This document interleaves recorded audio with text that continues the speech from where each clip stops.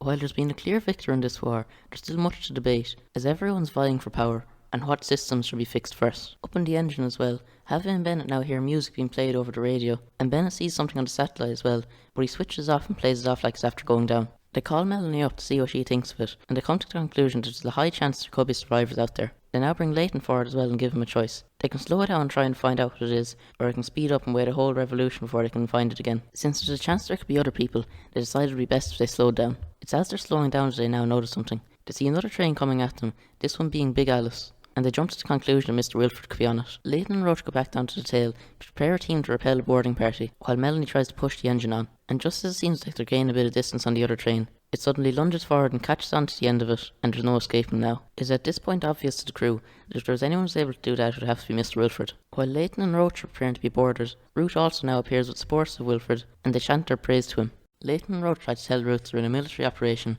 but they aren't able to sway her, so decide that all three of them be there to meet Wilfred. Melanie and Bennett are going to try and separate Big Alice from outside, and Bennett now reveals to Melanie that he saw the signal earlier this morning, but he hid because he knows they need Wilfred. Melanie wasn't happy with his decision though, so she takes things into her own hands, and she cuts his supply of oxygen, so she'll be the only one able to go up there.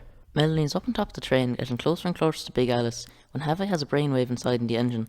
He decides to put the full brakes on, but because of this, Melanie is now thrown off the train, and she ends up falling down onto the side by the tracks. Back in the tail, the rear door now opens up, and a girl walks out from Big Alice and presents herself before the people of Snowpiercer. She tells them that they have 13 minutes to surrender to Mr. Wilfred, or else they'll be frozen. Before leaving though, she also asks if Melanie Cavill is still alive, and she reveals herself to be her daughter, Alexandra. Melanie is still alive, but she happens to be stuck on the outside, and that's where this season finishes up.